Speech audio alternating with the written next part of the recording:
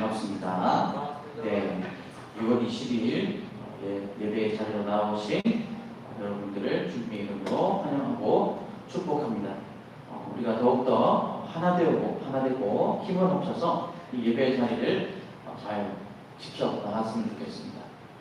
본래의 모습 그대로 회복되기를 저는 매일 기도하고 있습니다. 그래서 여러분들이 함께 이 예배 자리를 지켜나가 주셨으면 좋겠고, 그리할 때도 하나로 더욱더 뭉쳐지고 또 끈끈해지는 우리 대청부가 되기를 좀 소망하는 바람이 있습니다. 네, 그를 위해서 우리가 하나님을 높이는 것을 중심에 두고 하나님의 말씀과 또 교회를 중심에 두고 모일 때 하나님께서 또 우리 각자의 개인 삶 속에 우리 서로를 붙여주시고 또 우리의 삶을 인도하시리라 믿습니다.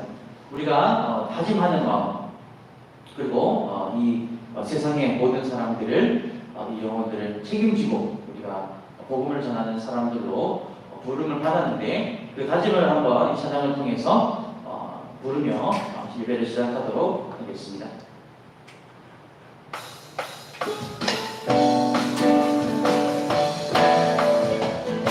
박수 치면서 찬양해볼까요? 갈릴리마을 그 숲속에서 주님 그 연한 되다시 만나시사 마지막 그에게 말씀하시기를 너희들은 가져 세상. 다시 한번 고백합니다.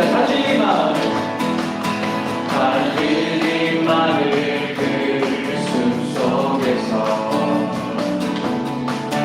주님 그 연한 되다시 만나시사 마지막 그에게 말씀하시기를 너희들은 가져 세상으로 다소되자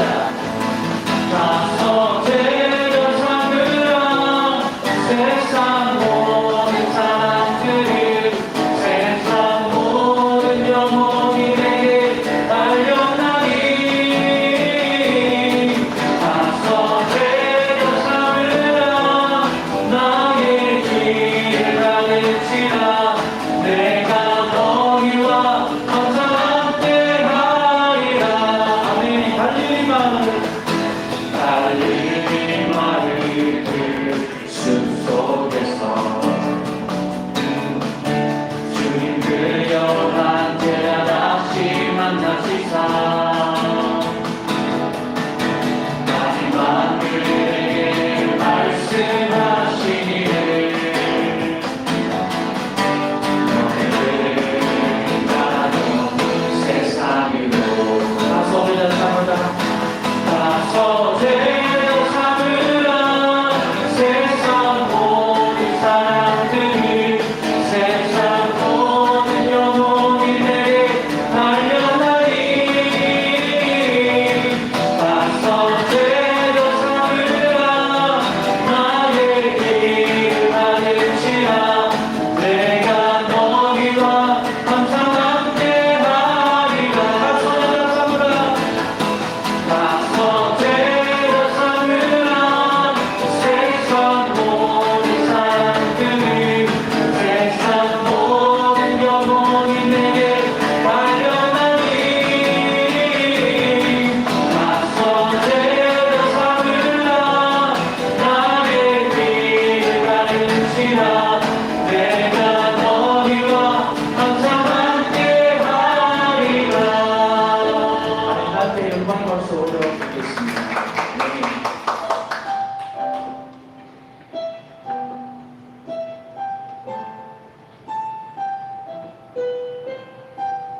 그리고 우리 영원한 피난처 되신 예수님을 찬양하겠습니다.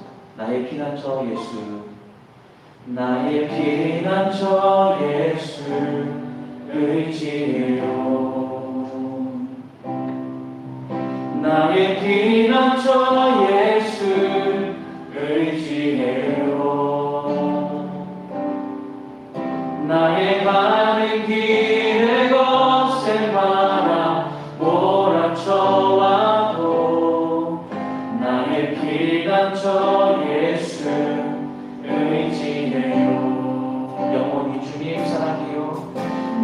나는 영원히 주님 사랑해요.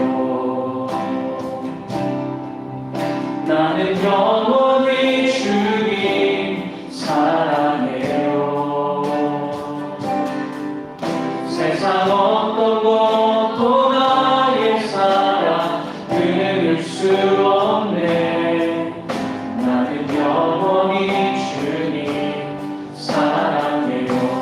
아바 아버지 함께 고백해 보겠습니다. 아바 아버지 나를 사랑하시니 나의 모든 것 주께 드려요. 아바 아버지 내가 여기 있으니 주님 영광 위하여 써주세요. 나의 피난처 예수, 나의 피난처 예수 의지해요.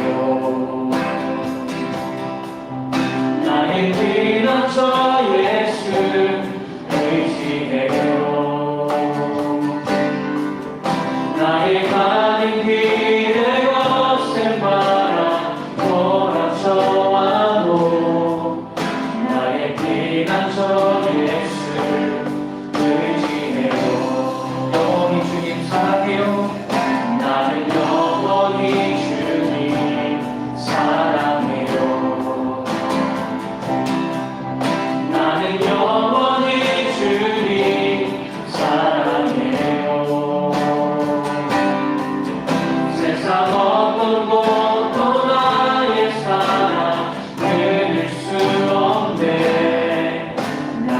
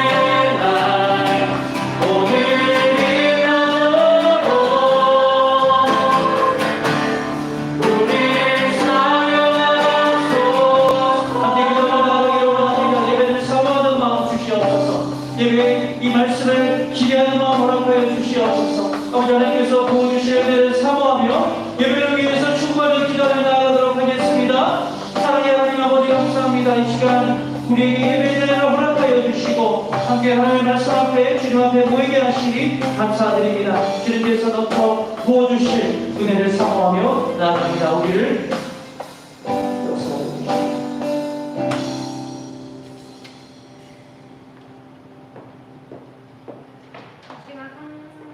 이 시간 성경 공독하도록 하겠습니다. 오늘 주님이 주신 말씀은 사무엘상 16장 1절에서 13절 말씀입니다. 사무엘상 1장 16절에서 1절에서 13절 말씀입니다.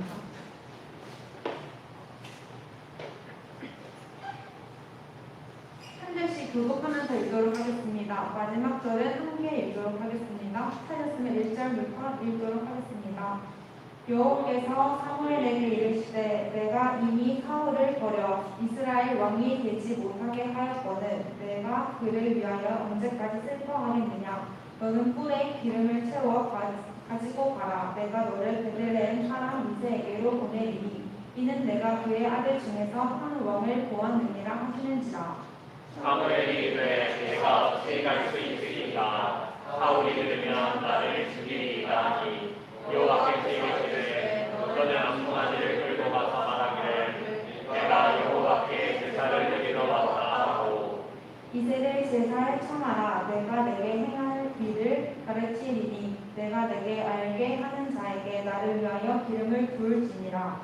사무엘이 여호와의 말씀대로 하여 베들레헴에 이르되 성읍 장로들이 알며 그를 영접하여 이르되 평강을 위하여 옵시니라. 이르되 평강을 위함이니라. 내가 여호와께 제사하러 왔으니 스스로 성별하게 하고 와서 나와 함께 제사하자 하고 이새와 그의 아들들을 성별하게 하고 제사에 청하니라.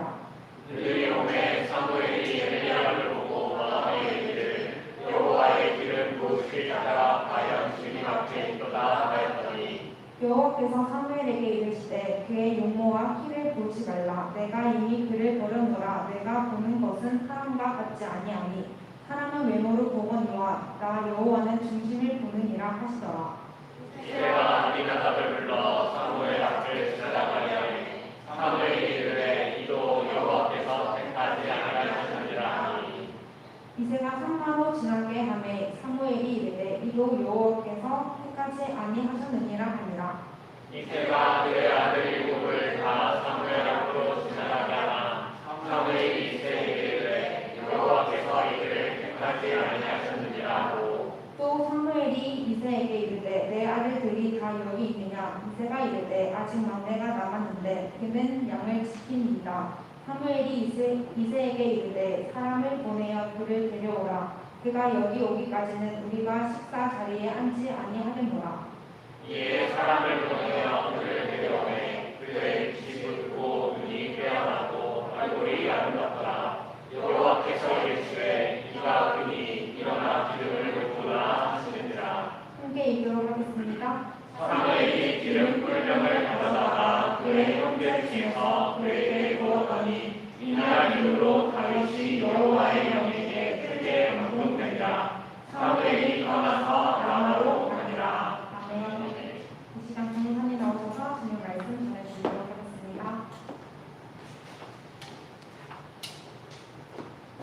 우리 말씀 읽어주신 그 정혜수 자매님께서 박수 한번 주시죠.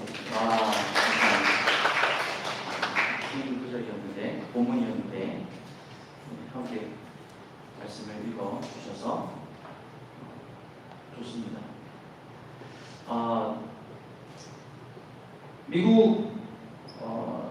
미국에 51주가 있죠.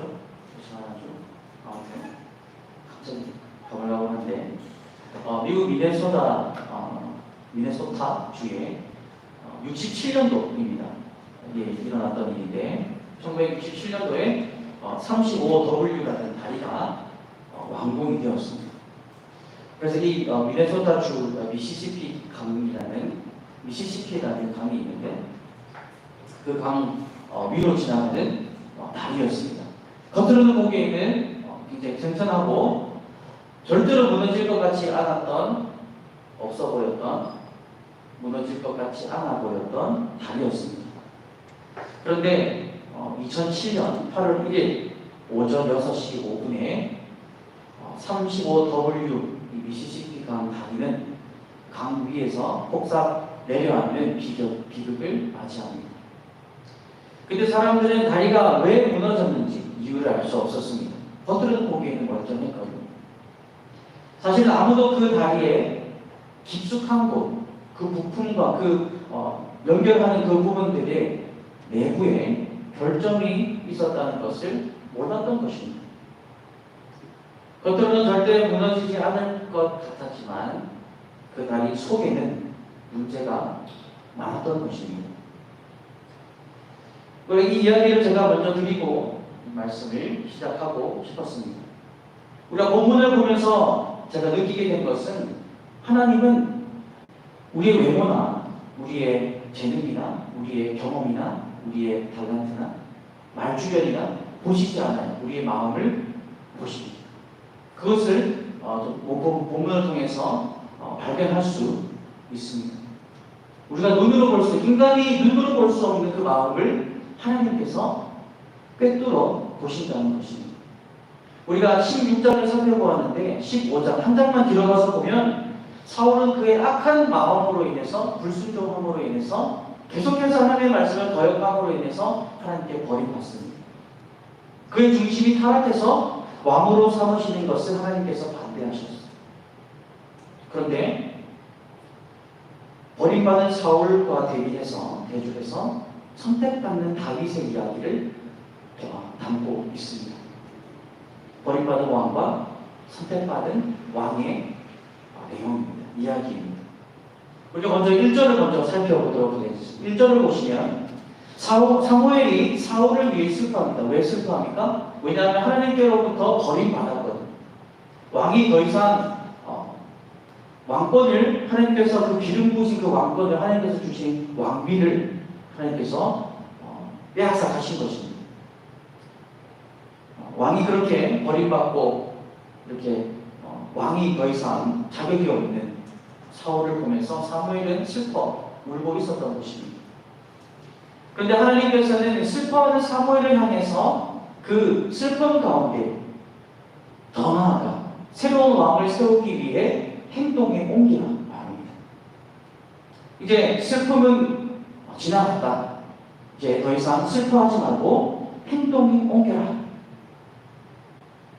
그 행동이 무엇입니까? 바로 새로운 왕을 세우는 것입니다. 여러분, 우리도 큰 슬픔을 경험할 때가 있지 않습니까? 우리가 감당할 수 없을 정도의 그런 슬픔들이 있어요. 그럴 때 우리는 슬픔이 이끄는 대로 행동하는 것이 아니라 우리의 정신을 잘 잡고 극복해 나가야 합니다.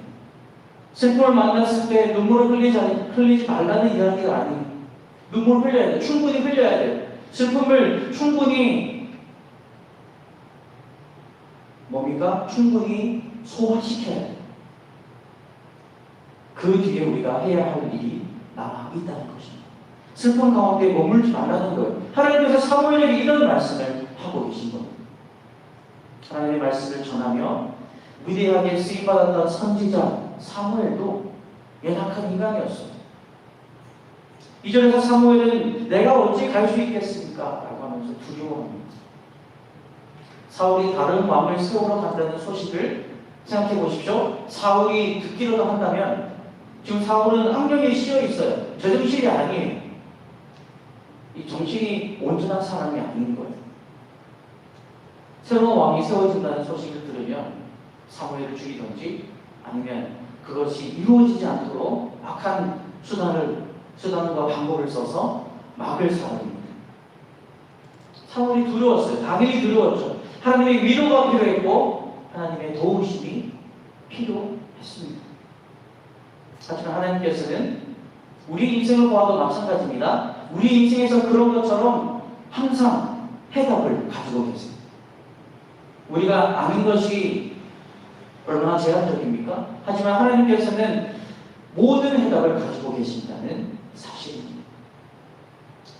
사무엘에게 하나님께서 말씀하십니다. 암송아지를 끌고 가서 2절 하반부를 같이 보실까요? 여호와께 제사를 드리러 왔다고 말하고 이새를 그 제사에 초대하라고 합니다. 여기서 이새가 처음으로 등장합니다. 다윗의 아버지 이새. 그리고 하나님께서 알려주는 사람에게 기름을 부으라 말씀하십니다. 사무엘의 이 사울에게 죽임을 당할 수 있는 그 두려움에 대한 하나님의 해결책이 무엇입니까? 쉽게 말씀드리면 사울이 알지 못하도록, 그리고 모든 사람이 알지 못하도록 모든 것을 알려주지 않는 것입니다. 다르게 말씀드리면 제가 이 제사를 드리러 왔지만 하나님께서 선택하신 왕을 찾으러 왔습니다. 이런 식으로 모든 정보를 알려주지 말라는 거예요. 모든 계획을 알려주지 말라는 것입니다. 제사를 드리러 가는 거예요. 맞아요. 하지만 제사만 드리는 것이 아니죠. 여기서 하나님은 사무엘에게 거짓말을 하라고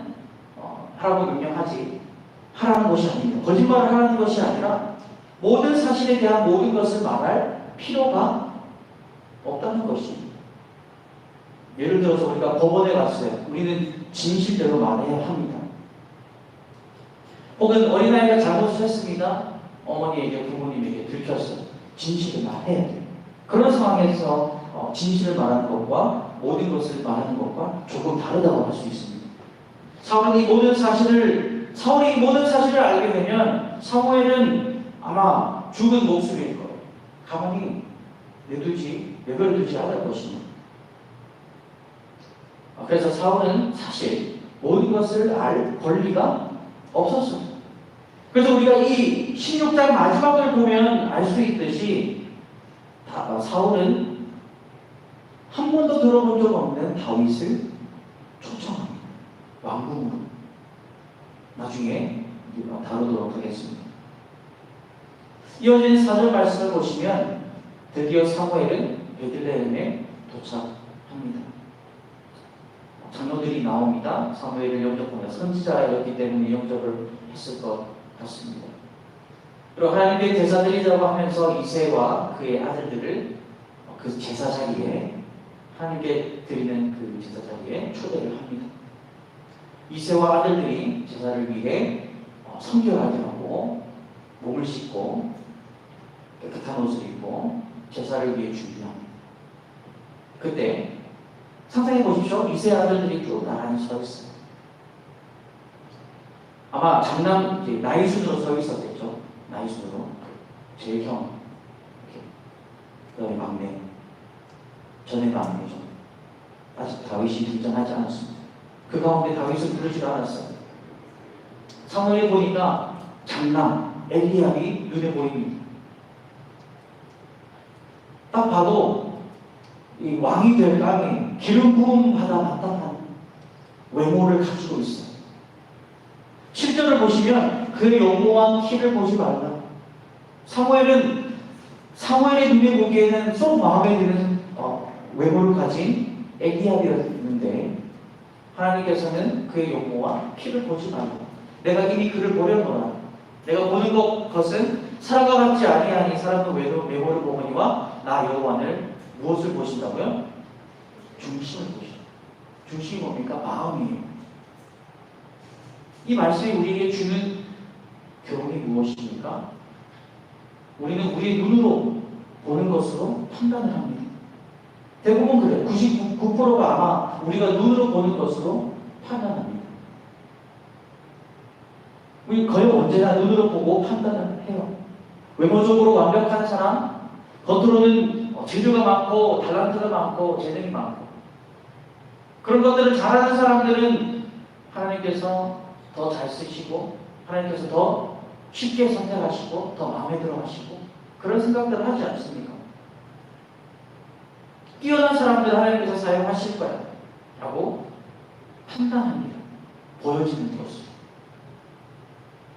그런데 여러분, 우리가 볼 수 없는 것으로 하나님을 판단하십니다. 그것은 바로 마음이에요. 하나님께서는 우리의 마음을 보세요. 하나님의 선택의 기준, 외모가 아니라 그 중심에 있다는 것입니다. 우리가 보는 것을 뛰어넘어요.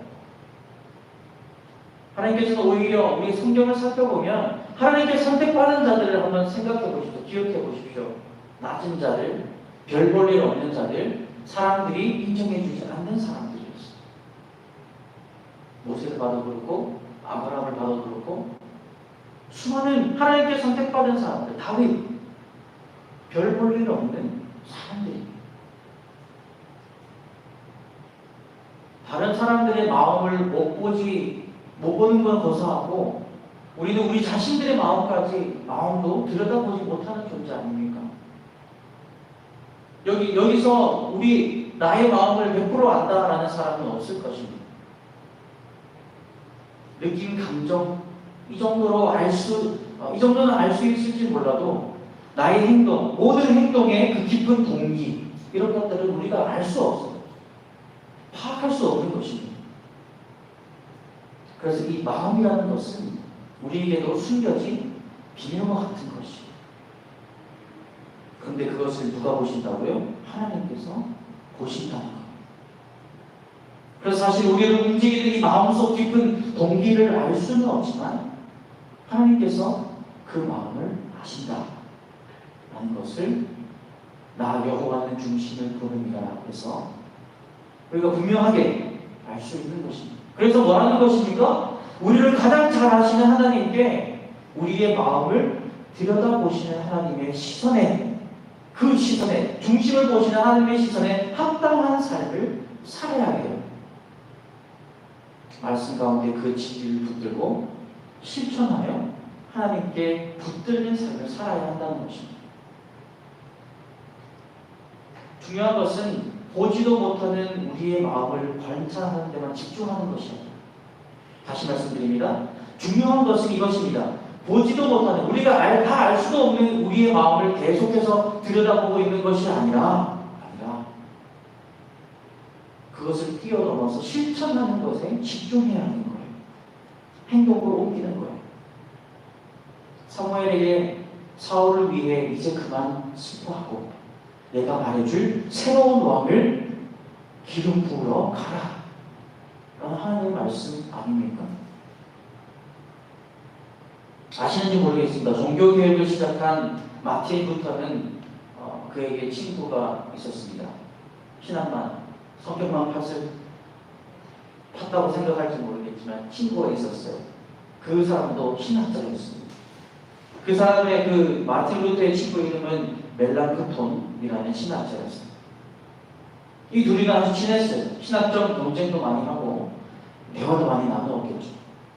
그런데 마틴 루터는 그 멜랑크톤이라는 그 친구에게, 신학자에게 이런 말을 한 적이 있습니다. 놀라지 마십시오. 대담하게 죄를 범하라. 대담하게 죄를 범하라. 오해하지 마시기 바랍니다. 죄를 지어도 된다는 것이 아닙니다. 죄를 짓고 그 죄를 정당화시켜도 된다라는 말도 아닙니다. 멜랑크톤은 자기 성찰에 굉장히 강한 사람이었어요. 멜랑크톤이 쓴 글들을 보면 죄책감에 대해서 굉장히 많이 다룹니다. 그래서 죄를 짓는 것, 인간이 죄를 짓고 사는 것에 대해 많이 고민하고 괴로워했던 사람이에요. 이 죄악이 많은 마음에 대해 설명하려고 했던, 자기 성찰이 강했던 사람이었어요. 물론 우리가 죄를 짓고 괴로워하는 것 필요합니다. 반드시 괴로워해야 돼요. 죄를 지었는데 아무렇지도 않은 문제가 있는 것이죠.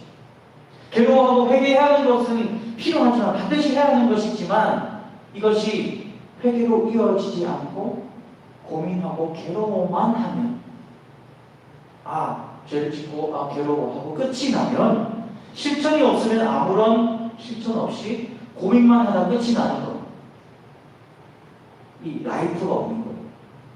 신앙 그리스도인의 삶이 없는 겁니다. 루터가 멜랑크톤 그 친구에게 대담하게 죄를 범해라라는 말의 의미는 그리스도인의 삶을 살아라는 거예요. 인생을 살아라. 좀 마음만 들여다보지 말고 이런 말입니다. 죄를 짓는 것이 괜찮은 건 아닙니다. 실천하라는 거죠. 인생을 살아가는 것이, 그리스도인의 삶을 살아가는 것이, 말씀을 순종하는 것이, 예를 들면 내면을 감찰하고 성찰하고 소갈이하는 것보다 더 낫다는 이야기입니다.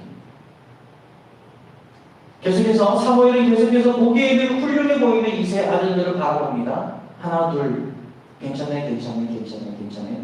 근데 하나님은 안 괜찮네 안 괜찮네 안 괜찮네 안 괜찮네 하세요. 모두 일곱 모두 다 아니라고 합니다. 그 자리에 다윗은 없었어요. 사무엘은 이세에게 하나님께서 이 중 아무도 선택하지 않으셨다. 너희 아들이 전부냐? 라고 물어봅니다. 그런데 이제 잘 아시다시피 이세에게 막내가 있었어요. 다윗. 우리가 귀염둥이 뭐 이렇게 다윗 이렇게 생각할 수 있는데 그때 다윗의 나이가 17세에서 20대라고 봅니다. 꽤나 나이가 있었어요. 뭐 최고치로 치면 다 대학 갈 나이입니다. 어느 정도 나이가 참 그래도 젊었던 다윗이었습니다. 막내. 근데 이세의 말을 들어보십시오. 아직 막내가 11절입니다. 막내가 남아있는데 얘는 양치기예요. 이 말의 뉘앙스가 느껴지십니까? 막내라서 아무것도 못해요. 그냥 양을 치려고 난 양 돌보고 있어요. 우리는 제사드리고. 제사의 자리도 초대하지도 않았어요. 끼워주지도 않은 겁니다. 이 가정의 행사인데, 가족 행사인데, 거룩한 행사인데, 그것도. 그래서 무시한 것입니다. 가정에서 무시받았던 다윗. 막내라는 이유로, 어리다는 이유로, 가정에서 무시를 받았던 신세였습니다.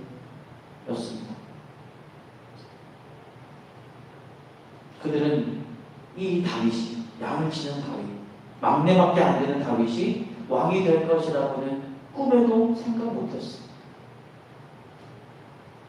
무엇으로 판단하는 것입니까? 눈으로 보이는 대로. 여러분 성경을 보면 하나님께서 반복적으로 사람들의 생각과 다른 의외의 사람들을 선택하세요. 세우세요. 고린도전서 1장에 아주 기가 막힌 말씀이 있습니다. 1장 27절에서 29절 제가 읽어드릴게요. 그러나 하나님께서 세상에 미련한 것들을 택하사 지혜 있는 자들을 부끄럽게 하려 하시고 세상에 약한 것들을 택하사 강한 것들을 부끄럽게 하려 하시며 하나님께서 세상에 천한 것들과 멸시받는 것들과 없는 것들을 택하사 있는 것들을 해하려 하시나니 이는 아무 육체도 이렇게 하시는 하나님의 이유가 나타납니다. 이는 아무 육체도 하나님 앞에서 자랑하지 못하게 하려 합니다. 자랑하지 못하도록. 내 힘으로 했어. 나 잘났어. 이렇게 하지 못하도록. 약한 자들, 미련한 자들, 하찮은 자들을 선택하신다는 겁니다. 이것이 바로 하나님께서 막내 다윗, 양치기 다윗을 선택하신 이유예요. 하나님은 사람이 눈으로 보는 것을 완전히 뒤집어 엎으신 겁니다. 여러분 취업을 준비하시는 분도 계시고 학업을 시험 기간이 끝났죠? 이번 주 끝났습니까? 네, 고생 많으셨습니다. 네. 학업 중에 있는 또 방학을 맞이하는 학업 중에 있는 여러분들도 계실 텐데 회사들은 경력을 봐요. 이 회사에서 직원으로 일하게 될 우리의 다짐을 봐요. 재능을 봐요. 말주변을 봐요. 외모도 봐요. 그리고 판단해요. 면접을 보면서 하나님은 외모로 판단 안 하세요 하면서 하시라는 말이 아니라 하나님은 우리가 눈으로 보이는 이것을 눈으로 보고 판단하게 하는 이런 요소들을 전혀 상관하지 않으신다. 달리 말해서 선택의 기준이 이런 것들이 아니라는 거예요. 하나님의 영광을 드러내시기 위해 낮은 자를 높이셔서 하나님께서 영광 받으시기 위해 아무도 왕이 될 것이라 생각 못했던 다윗을 선택하신 거예요.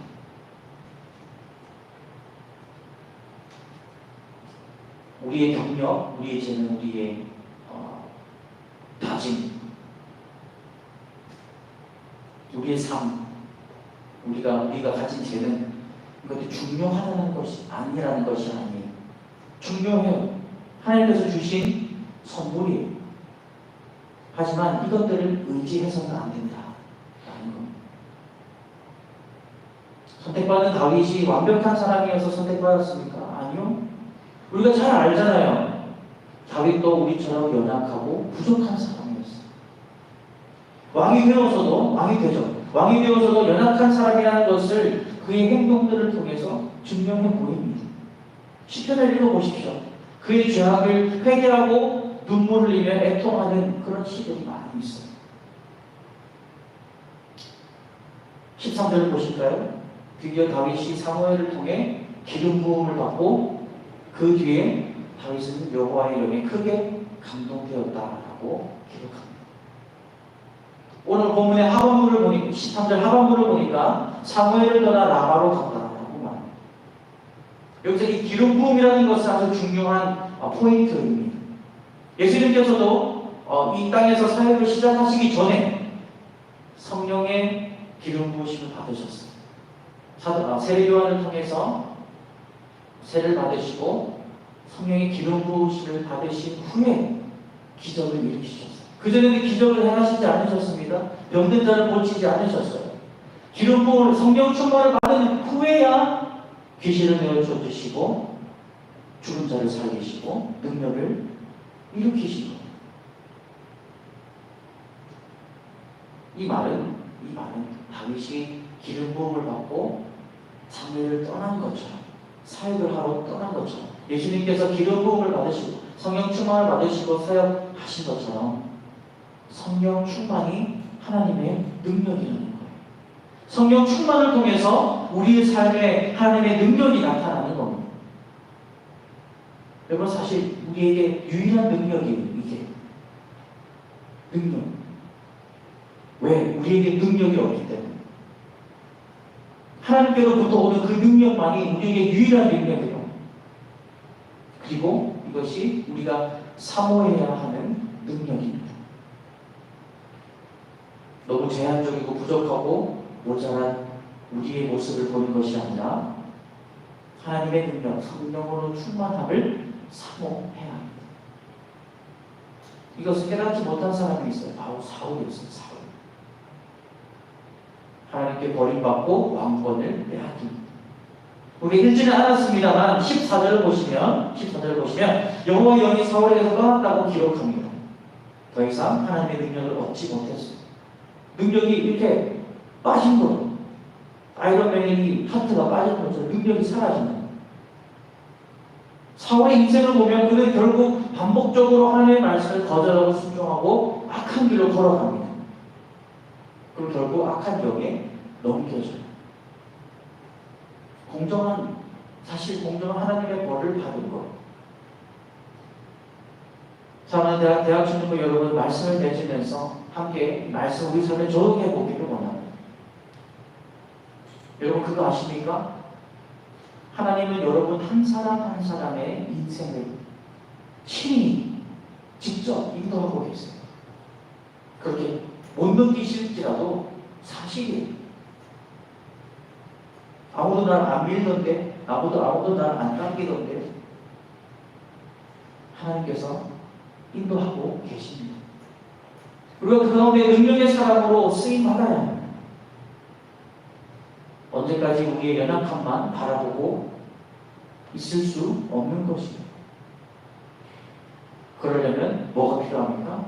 성령 충만이 필요해요. 우리가 가진 지식도 쇠하고 우리가 가진 경험도 남기됩니다. 하지만 하나님의 영으로 사로잡힌 능력의 사람들은 그 능력이 영원한 것입니다. 저는 이 오늘 말씀을 맺으면서 여러분들에게 이 말씀으로 격려하고 위로해드리고 싶었어요. 여러분들 가운데에 인생 가운데 큰 결심과 결정을 해야 할 때가 있지 않습니까? 없으면 올 거예요. 어쩌면 저보다 많은 결정을 해보셨고 고민을 해보셨고 삶의 파도에 이리저리 치여 보셨을 수도 있습니다. 그런데 우리보다 우리의 인생을 더 잘 아시고 일어나는 모든 일들을 다스리시는 분은 우리 하나님이라는 사실을 잊지 마시기 바랍니다. 우리가 읽지는 않았습니다만 사무엘상 16장 마지막 부분을 보시면 사울은 다윗을 궁전으로 불러요. 신기하지 않습니까? 이 악령에 지금 시여 있는 사울을 그 마음을 달래주기 위해서 약간 옆에 두고 수금을 타게 할 하인 같은 존재로 다윗을 불렀어요. 신기하지 않습니까? 다윗은 좀 전에 우리가 살펴봤죠? 좀 전에 하나님께서 선택하셔서 기름 부음을 받은 왕이 될 사람이에요. 사울은 다윗이 누군지 몰랐어요. 아이러니하게도 미래의 왕을 사울은 지금 왕궁에 초대하고 있는 거예요. 여러분, 하나님께서는 모든 것 위에 주관자가 되십니다. 주권자가 되세요. 우리가 보기에는 정말 말도 안 되는 이렇게 인생이 흘러가서는 안 된다고 생각할 수 있을지 모르겠지만 그 가운데 하나님은 완벽한 계획을 가지고 계신다는 거예요. 잘 흘러가고 있다는 거예요. 우리가 그리스도인의 삶을 살아간다. 그리고 다윗의 이야기를 쭉 읽어보면 하나님께서 끝내 다윗이 왕이 되게 하십니다. 하나님의 뜻은 반드시 이루어집니다. 이 이야기는 예수님의 십자가와 그 사랑과 그 가운데 이루어진 하나님의 선하신 뜻을 보여주고 있습니다. 사람들이 눈으로 보기에는 어떤 분이셨습니까? 예수님께서 하나님을 모독한 신성 모독죄로 십자가에 못 박혀 죽어 마땅한 사람이라고 생각했어요. 사람들 눈에 보기에는. 근데 눈에 보이는 게 다가 아니었죠. 하나님의 예수님을 죽음에서 살리시고 그 모든 뜻을 이루시고 약속하신 구원을 이루어 주셨습니다. 예수님을 죽음에서 다시 살리신 능력이 바로 성령님이십니다. 여러분의 삶 가운데 이러한 확신이 있기를 간절히 소망합니다. 하나님께서 나의 인생을, 나의 삶을, 오늘을, 이 순간을 인도하고 계십니다. 여러분들이 이 믿음을 가지고 살면 아무것도 두렵지 않은 거예요. 두려움이 오겠죠. 사무엘도 두려워했어요. 하지만 그 두려움을 잘 이겨낼 수 있는, 실천할 수 있는 무언가 능력이 생기는 것입니다. 여러분들 삶 가운데 하나님의 일하심을 경험하고 싶으시지 않으십니까? 다윗을 인도하신 하나님, 우리의 오늘의 주관자가 되십니다. 그 주관자 되신 하나님께 우리에게 갈 길을 보여달라고, 인도하여 달라고, 내 힘으로 되지 않으니 나의 인생 하나님의 뜻이 이루어지도록 인도해달라고 기도해야 하는 것입니다. 이제는 다 알 수도 없고 다 보이지도 않는 나의 마음에서 시선을 떼고 모든 것을 아시는 하나님께 집중하는 우리 여러분들 다 되셔서 주님 앞에 능력의 사람들로 귀하게 쓰임받는 여러분들 되시길 주님의 이름으로 축복합니다. 아멘. 함께 말씀을 생각하면서 나의 가는 길 찬양하겠습니다.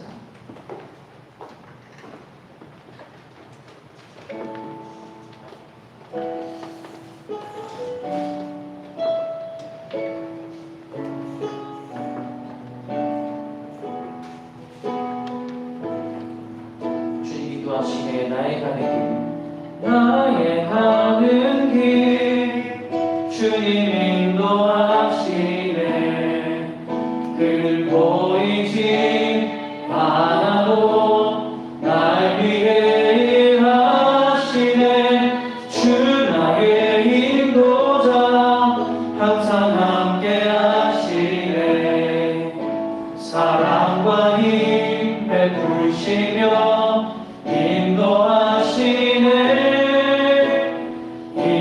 다시 한번 고백해보겠습니다. 나의 가는 길, 나의 가는 길 주님 인도하시네. 그는 보이지 않아도 날 위해 일하시네. 주 나의 인도자 항상 함께 하시네. 사랑과 힘 베푸시며 인도하시네.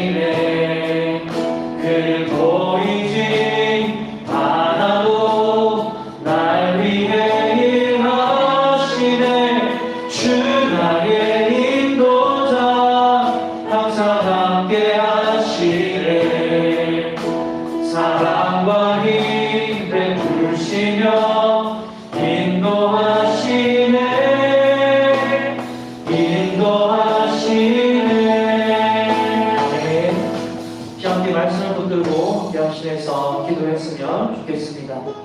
소리를 낼 수 있는 분들은 소리를 내어서 기도했으면 좋겠고, 아니면 마음속으로 간절히 기도하실 분들은 마음속으로 기도하시면 되겠습니다. 다윗이 하나겠습니까? 내가 기름 부음을 받고 하나님 앞에서 왕으로 세워질지, 여러분들의 인생, 다윗의 인생을 알았던 분 하나님이십니다. 여러분들의 인생도 꽉 붙잡고 계신 분 우리 하나님이세요. 우리가 얼마나 많이 우리 자신을 보면서 힘을 찾고 도움을 찾고 회복을 찾고 생명을 찾습니까? 아무것도 하지 않고 하나님만을 바라보니까 아무것도 안 해도 된다, 이것이 아니라 우리의 파도 같은 이 삶 가운데, 그 가운데에 우리를 지키시고 인도하시는 완벽한 계획으로 우리를 도우시는 하나님을 바라보자는 것입니다. 여러분, 이 시간 기도하실 때, 합심해서 기도하실 때에 주여 우리를 인도하여 주시옵소서. 아버지 하나님께서 우리를 가장 잘 아시고 우리의 삶을 붙들고 계심을 믿습니다. 아버지 하나님, 우리가 주님을 바라보기를 원합니다. 주여 우리의 시선이 주님을 보고 판단하고 결정하게 하여 주시옵소서. 아버지 하나님, 우리의 약한 시선과 우리의 판단력을 불쌍히 여기시고 아버지 하나님을 바라볼 수 있는 믿음을 허락하여 달라고 함께 합심해서 기도하며 나가겠습니다. 아버지 하나님 감사합니다. 이 시간 우리에게 말씀을 허락하여 주시고 다윗의 이야기를 통하여서 하나님 말씀을 통하여서 아버지 우리의 삶을 붙들고 계신 분, 아버지 우리의 머리털을 세고 계신 분이 바로 살아계신 우리 하나님이심을 우리가 고백하며 나아갑니다. 아버지 우리의 삶을 맡겨드릴 만한 분, 아버지 우리의 인생을 정말 던져드릴 수 있는 분, 바로 우리 하나님이심을 우리가 고백합니다. 아버지 주님을 바라볼 수 있는 우리의 시선 되게 하여 주시옵소서. 아버지 주님을 믿고 따르는 우리의 삶이 되게 하여 주시옵소서. 주의 말씀을 아버지로 허락하며 순종하며 살아가는 우리들이 될 수 있도록 아버지 하나님 역사하여 주시옵소서. 주를 붙들어 주시옵소서. 계속해서 기도하겠습니다. 나라와 민족과 교회와 대학신령들을 위해서 기도하겠습니다. 우리나라를 품고 이 시간 기도하실 때 여전히 코로나의 혼돈 속에서 안정이 필요합니다. 그리고 속히 삶이 회복되어 줘야 합니다. 그리하여서 우리 교회가 안정이 될 수 있고 예배가 안정이 될 수 있고 우리의 믿음이, 우리 신앙생활이 안정이 될 수 있습니다. 우리가 나라를 위해서 기도하고 교회를 위해서 기도하는 이유가 이것입니다. 우리 교회가 우리 개개인이 아닙니까? 내 자신이 교회예요. 한 사람 한 사람이 교회입니다. 그래서 우리 성도님들, 어렵고 힘든 가운데에 성도님들 계십니다. 특별히 김효도 집사님 암 회장 말기 사기 판정을 받으셨는데 위에서 생각나실 때 언제든지 기도해 주시면 감사하겠습니다. 뿐만 아니라 주위에 우리 성도님들 가운데 어렵고 힘든 성도님들을 위해서 기도하는 것이 우리 지체들을 위해서 기도하는 것입니다. 그리고 대학생들을 위해서 기도하실 때에 우리 개개인이 하나님 앞에 바로 서게 하시고 예배의 자리를 사모하며 기도하며 정말 잘 지켜나갈 수 있는 우리 기신에 나아갈 수 있도록, 그리하여서 더 나아가서 수련회가 7월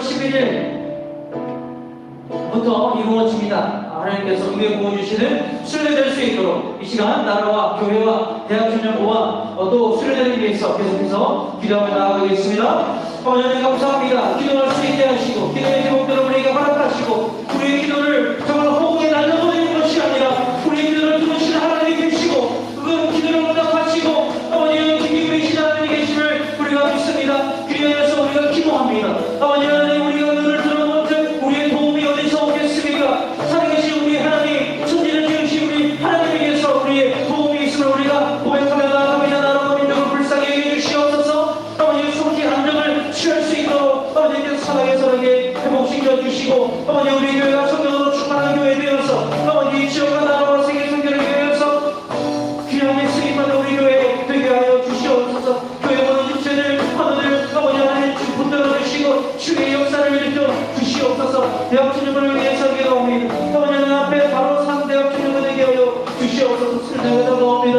아버지 은혜 가운데 잘 이루어질 수 있도록 아버지 하나님께서 영광 받으시는 그런 수련회 될 수 있도록 역사하여 주시옵소서. 마지막으로 기도하실 때 6월 6월 셋째 주죠. 6월 셋째 주 계속해서 6월에 기도하고 있는 선교사님, 이바나바 선교사님을 위해서 기도했으면 좋겠습니다. 이집트에서 선교하시다가 신분의 위협이 있을 수도 있어서, 왜냐하면 위협이 생기면 이미 나오는 것이 힘듭니다. 그리고 나오는 것이 힘든 것이 문제가 되는 것이 아니라 이때까지 일구어 놓으신 사역들이 폭삭 막 내려앉게 됩니다. 망하는 것이 아니라 내려앉게 됩니다. 그래서 이 바나바 선교사님이 나오셨습니다. 한국에 계신데 하시는 사역이 이슬람 연구를 하는 사역입니다. 그래서 이슬람을 비판하고 또 그런 책들을 출판하셔서 곧 나올 예정입니다. 그들은 무엇을 책들이 기억은 나지는 않습니다만 이슬람 연구에 관한 책들이기 때문에 굉장히 신분의 위협이 있을 수 있습니다. 그런 부분들 위해서 기도해 주시고, 그리고 새로운 사역지를 놓고 기도하고 계십니다. 새로운 사역지를 발휘할 수 있도록 인도하여 주시옵소서라고 이바나 선교사를 위해서 기도하고 제가 기도하고 마치도록 하겠습니다. 기도하겠습니다. 아버지 감사합니다. 이집트에서 사역하시다 아버지 한국으로 오신 이바나 선교사를 위해서 기도합니다. 아버지 이슬람을 정말 주님의 사랑으로 품고 전도하고 복음을 전하시다가 상황인지라 아버지 하나님 한국으로 인도하신 이유가 있는 줄 믿습니다. 이곳에서 정말 새로운 사역지도 놓고 기도하고 계실 때에 새로운 사역지를 찾고 발견하게 하여 주시옵소서. 아버지 하나님께 더욱더 귀하게 쓰임받는 선교사님들도 또 가정이 될 수 있도록 역사하여 주시옵소서. 모든 사역지는 축복하시고 열매 맺게 하여 주시옵소서.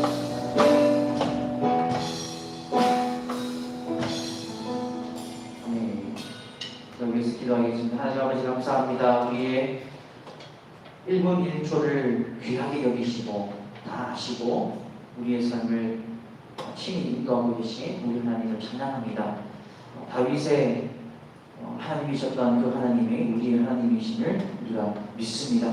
이 믿음으로 살아가게 하시고 아버지 하나님 앞에 정말 시선을 주님께 고정하고 살아가는 주의 말씀을 실천하며 살아가는 성령으로 충만하고 되게 하여 주시옵소서.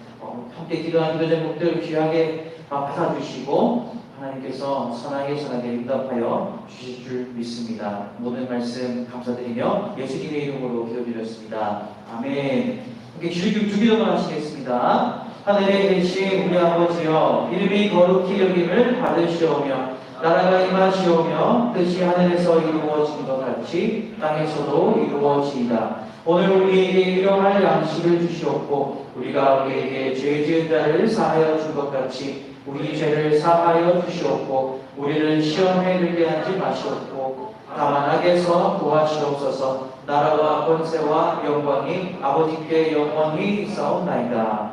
아멘. 아멘. 시간 강구하는 시간 하도록 하겠습니다.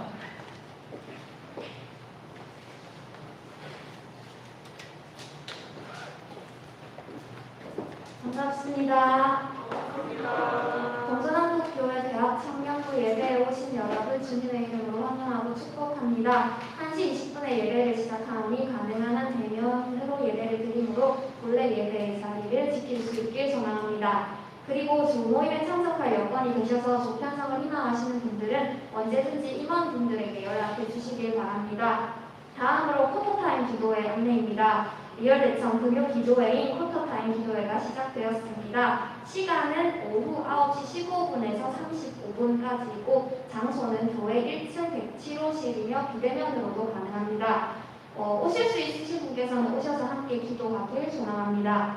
다음으로 21년도 대학 청년부 여름 수련회 관련 안내입니다. 10월 11일, 18일, 25일 3일 동안 실시하며 1시 30분에 본당에서 수련회를 진행합니다. 대학 청년부 여름 수련회에 많이 참석하셔서 수련회를 통해 주시는 은혜 경험하길 소망합니다. 다음으로 여름 수련회 설문조사 관련 안내입니다. 오늘부터 2021년도 대학 청년부 여름 수련회 설문조사를 진행하겠습니다.